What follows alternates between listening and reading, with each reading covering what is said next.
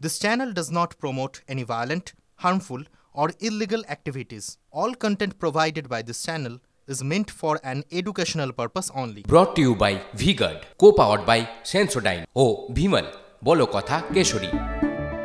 Associate sponsor Ultratech Cement। এদিকে দিলীপ ঘোষের পা ছুঁয়ে আশীর্বাদ নিয়ে কেন্দ্রীয় মন্ত্রীর দায়িত্ব নিতে গেলেন সুকান্ত মজুমদার। দিলীপ সুকান্ত সম্পর্ক নিয়ে কম জলঘোলা হয়নি, বিশেষত এই লোকসভা ভোটের ফল বেরোনোর পর বর্ধমান দুর্গাপুর কেন্দ্রে হেরে দিলীপ ঘোষ প্রকাশ্যে কাঠিবাজির কথা বলেছিলেন। যদিও এই দিলীপ ঘোষের পরামর্শে সুকান্তকে রাজ্য সভাপতি করা হয়েছিল মন্ত্রকের দায়িত্ব নেওয়ার আগে। সে কারণেই কি দিলীপ ঘোষের পা ছুঁয়ে প্রণাম করে গুরুদক্ষিণা দিলেন সুকান্ত? দিলীপকে প্রণাম করার ছবি ফেসবুকে পোস্ট করেছেন সুকান্ত, আর সেই ছবি নিয়ে শুরু হয়েছে চর্চা। দিলীপের সঙ্গে ছবি শেয়ার করে সুকান্ত কি কোনো রাজনৈতিক বার্তা দিতে চাইলেন? লোকে জেতা সিট হারা সিট জেতার জন্য প্ল্যানিং করে, এ তো জেতা সিট হারাবার জন্য প্ল্যানিং হয়েছে মনে হচ্ছে। আমি কারো বিরুদ্ধে কিছু বলি না, আমি সেটা মেনটেন করছি। বলার অনেক কিছু আছে, বলবো না। ওনারা সবসময় old is gold, old is গোল্ডও যেমন হয়, তখন ওরে নবীন ওরে মোর কাঁচা, আদমরাদের ঘা দিয়ে তুই বাঁচা, সেটাও হয়। 19-এর লোকসভায় প্রায় 41% ভোট পেয়েছিলাম আমরা, কিন্তু সেটা আবার কমে গিয়ে 38-39-এ চলে এসছে। 1%ও ভোট কমেনি, ভোট বেড়েছে, সিট আমরা কমে গেছে। ভোটে হারার পর দিলীপ ঘোষ এভাবেই সুকান্তর সঙ্গে বাদানুবাদে জড়িয়ে পড়েন। এই সুকান্তর মুখেই শোনা যায়, একজন সিদ্ধান্ত নেবে, তাই আমাকে নিতে হবে। দিলীপকে বর্ধমান দুর্গাপুরে প্রার্থী করার সিদ্ধান্ত যে কার, সুকান্ত কারো নাম করেননি। কিন্তু রাজনীতি নিজের মতো করে দুইয়ে দুইয়ে চার করে নেয়। অবভিয়াসলি রাজ্য সভাপতি হিসেবে দায়িত্ব আমারই, সব ডিসিশন হয়তো আমি নিতে পারি না, কিন্তু দায় আমাকে নিতে হবে।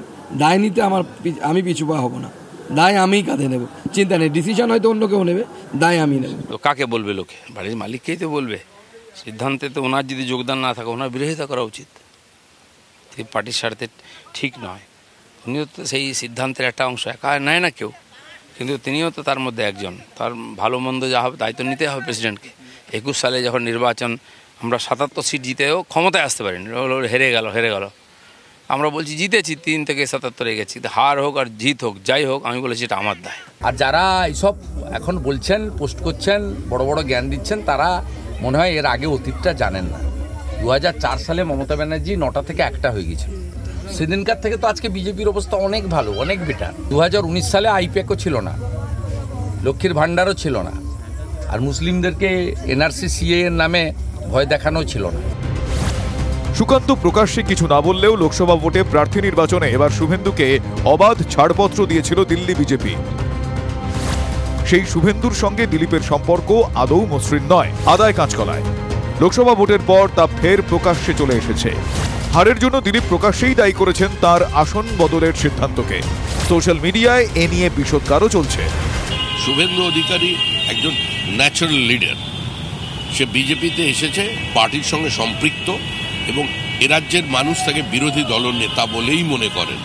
এবং দিলীপ ঘোষ পশ্চিমবঙ্গ বিজেপির সর্বকালীন যদি হিসাব করা যায়, তিনি হচ্ছেন সফলতম সভাপতি। তার গ্রহণযোগ্যতা আছে, তার জনপ্রিয়তা আছে, তার প্রতিষ্ঠা আছে, পার্টির কর্মীদের তাকে নিয়ে একটা আবেগ আছে, উচ্ছ্বাস আছে। সুতরাং সেটাকে কেন্দ্র করেই এরা এটাকে মিডিয়ায় একটা প্ল্যান করবার চেষ্টা করছে। সোশ্যাল মিডিয়া দিয়ে আর যাই হোক, কোনো রাজনীতির গতিমুখ বদলে দেওয়া যায়, এটা আমি বিশ্বাস করি না। সুকান্ত কেন্দ্রীয় মন্ত্রী হওয়ায় বিজেপির রাজ্য সভাপতি কে হবেন তা নিয়ে জল্পনার মধ্যেই ফেসবুকে শুভেন্দু এবং দিলীপের অনুগামী বলে পরিচয় দিয়ে পেজ খুলে দুপক্ষের আকচি শুরু হয়েছে। বেনামে তৃণমূল এসব করছে বলে শ্রমিক কি ব্যালেন্স করার চেষ্টা করলেন? এমন একটা আমরা সভাপতি চাইবো কেন, লক্ষ্য 2026 একটা বড় লড়াই। অনেকের মন বিচলিত হয়েছে যে আমরা যেভাবে এগোচ্ছিলাম আটকে গেল কেন, সিট কমে গেল কেন। চিন্তা তো হওয়া উচিত। আমি কি হবো সেটাও পার্টির হাতে আছে, আমাকে পার্টি কাজ দেবে কিনা সেটাও পার্টির হাতেই আছে। আমি দেখেছি যে নতুন এসছে, তারা কাজ ভালো দায়িত্বে যাচ্ছে, আমাকে দেয়নি, তাদের হয়তো বিশ্বাস হয়নি কাজ করতে পারবো কিনা। দল ঠিক করবে, যতদিন রাজ্য সভাপতির পদে অন্য কেউ না আসীন হচ্ছে, ততদিন পর্যন্ত রাজ্যের দায়িত্ব আমার। যারা মানুষের রায় পর্যদুস্ত হয়, সেই দলের কে সভাপতি হবে কে হবে না, সেই নিয়ে মাথা ব্যথা আমাদের নেই। রাজ্য সভাপতির পদ নিয়ে বঙ্গ বিজেপির অন্তরে এই কোন্দলের মধ্যেও যে আলোচনা বেশি করে হচ্ছে তা বিজেপির ভরাডুবি। দলের একাংশেই শুভেন্দুর ভূমিকা নিয়ে প্রশ্ন উঠতে শুরু করেছে। এরই মাঝে দিল্লিতে দিলীপ সুকান্ত সাক্ষাৎ কি শুভেন্দুকেই কোনো বার্তা দিল? একটা সময় সুকান্ত শুভেন্দু দিল্লিতে গিয়ে দিলীপের বিরুদ্ধে অভিযোগ করে এসেছিলেন। কেন্দ্রীয় মন্ত্রী হয়ে দিলীপ বিরোধিতার সেই রাস্তা থেকে এবার কি সরে এলেন সুকান্ত? আমাদের যে পরিবার, এই পরিবারের বয়োজ্যেষ্ঠ মানুষ দিলীপ দা আমাদের দিল্লিতে ছিলেন, তো তার আশীর্বাদ নিয়ে আমি মন্ত্রকেও জয়েন করতে গেছি। এতে মানে অন্যরকম ইকুয়েশন ভাবার বা এত জটিল ভাবার মনে হয় প্রয়োজন নেই। Brought to you by V-Guard, co-powered by Sensodyne ও ভিমল বলো কথা Kesari. Associate sponsor UltraTech cement.